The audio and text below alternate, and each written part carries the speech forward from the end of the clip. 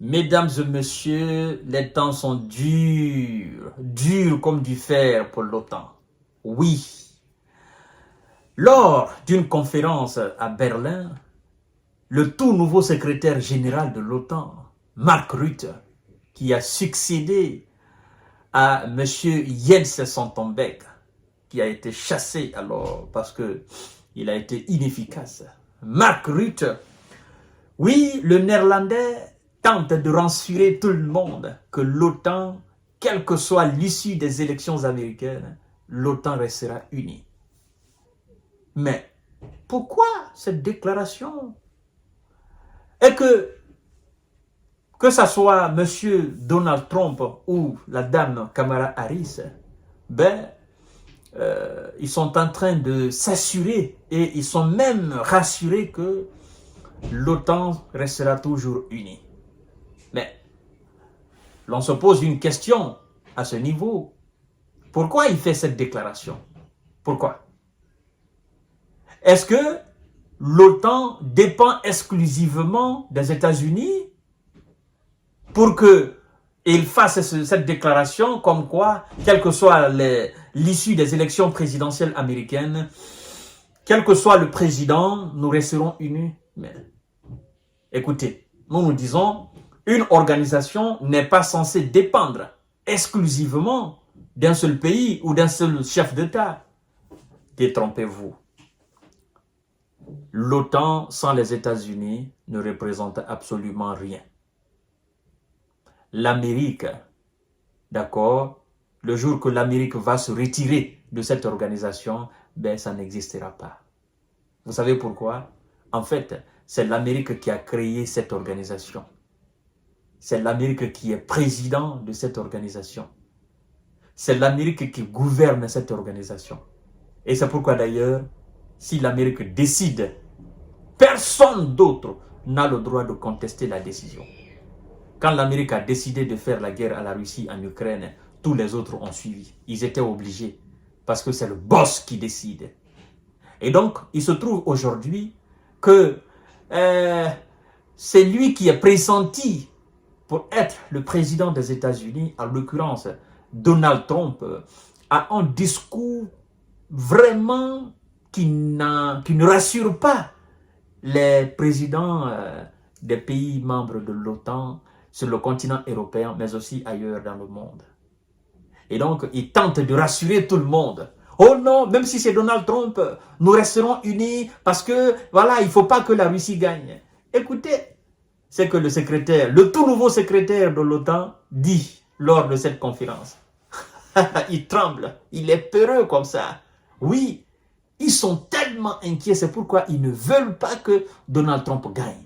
Mais moi, je leur dis, si vous ne voulez pas que Donald Trump gagne, faites le maximum pour que votre candidat, parce que Kamala Harris, c'est la candidate des démocrates, et donc les démocrates européens, ils sont tout chauds comme ça là. Ils veulent que cette dame remporte les élections. Mais ce n'est pas le verdict des Américains et les plus gros et grands influents électeurs américains. C'est là ça va se jouer. Et bizarrement, les deux élections, n'est-ce pas décisives, de M. Donald Trump, il a fait contre des femmes. La première, c'était contre Hillary Clinton. Il a remporté. Deuxième encore là, bon, je ne parle pas de M. Biden, les élections décisives. Encore, deuxième là, contre une dame. On va voir ce qui va se passer demain, parce que ça se passe demain. Oui, demain mardi, mesdames et messieurs. L'heure est grave au sein de l'OTAN. Oui, il faut que les sorciers de l'OTAN se lèvent. L'OTAN restera unie, quelle que soit l'issue de l'élection présidentielle américaine, assure son secrétaire général. Il est trop inquiet. L'organisation du traité de l'Atlantique Nord, l'OTAN, coopérera avec le vainqueur des élections américaines, quel qu'il soit, et fera tout pour rester unis, a promis lundi son secrétaire général, Mark Rutte. Il dit, je cite, « Nous travaillerons avec Kamala Harris. » Il commence d'abord par Kamala Harris, parce que, voilà, c'est leur favori. Il faut qu'elle gagne. Ensuite, il dit, nous travaillerons avec Donald Trump et nous nous assurerons que l'Alliance reste unie, a-t-il promis lors d'une conférence de presse à Berlin en présence du chancelier allemand Olaf Scholz. Il dit, je cite, « Je n'ai pas de doute car c'est dans notre intérêt et c'est dans l'intérêt des États-Unis » a ajouté Mark Rutte, qui a succédé effectivement il y a un mois au Norvégien Jens Stoltenberg à la tête de l'OTAN. Il continue en disant ceci, écoutez bien, il dit, je cite, « Les États-Unis savent que si Poutine réussit en Ukraine, oh là là, ces gens-là, ils dorment Poutine, ils prient Poutine, ils se réveillent Poutine, ils se lavent Poutine, ils rêvent Poutine, ils vont aux toilettes Poutine, ils conduisent Poutine, bureau Poutine, tout. C'est-à-dire, la vie de tous ces gens résume aujourd'hui, c'est Poutine, Poutine, Poutine, Poutine, Poutine. Poutine, là, Poutine est fort. Poutine donne de l'insomnie à tous les dirigeants de l'OTAN. Ils ne peuvent pas tenir un seul discours sans parler de Poutine. Waouh! La presse, les hommes politiques, les opposants, tout le monde devient Poutine. En fait, Poutine est devenu la marque la plus grande et la plus chère au monde. Oui. Tous les plus grands milliardaires du monde, tous les hommes politiques les plus influents, les présidents du monde les plus influents, les sportifs les plus... Tout le monde parle en longueur de journée de Poutine. Et alors il dit, les États-Unis savent que si Poutine réussit en Ukraine, la Russie énardie sera alors sur notre front Est et représentera une menace directe pour le territoire de l'OTAN. C'est pourquoi ils sont impliqués en Ukraine. C'est pourquoi ils sont impliqués dans l'OTAN. N'est-ce pas?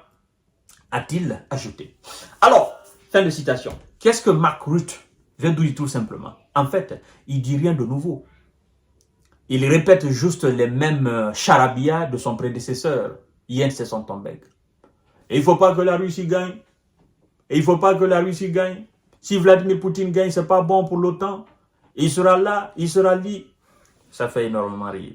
En fait, M. Mark Rutte, laissez-moi vous dire que Vladimir Poutine n'a nullement l'intention, encore moins l'objectif d'atteindre, de toucher un quelconque pays de l'OTAN.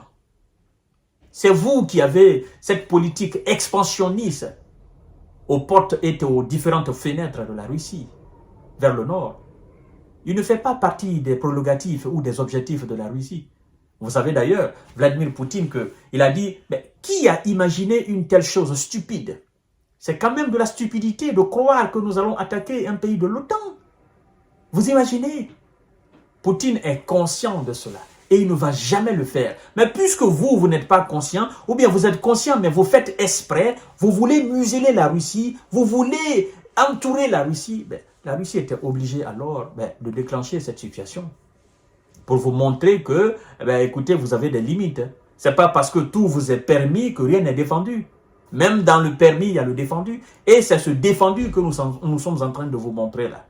Et donc, M. Mark Rutte, faites votre marmaille, mais la Russie n'a nullement l'intention de s'attaquer à un quelconque pays de l'OTAN.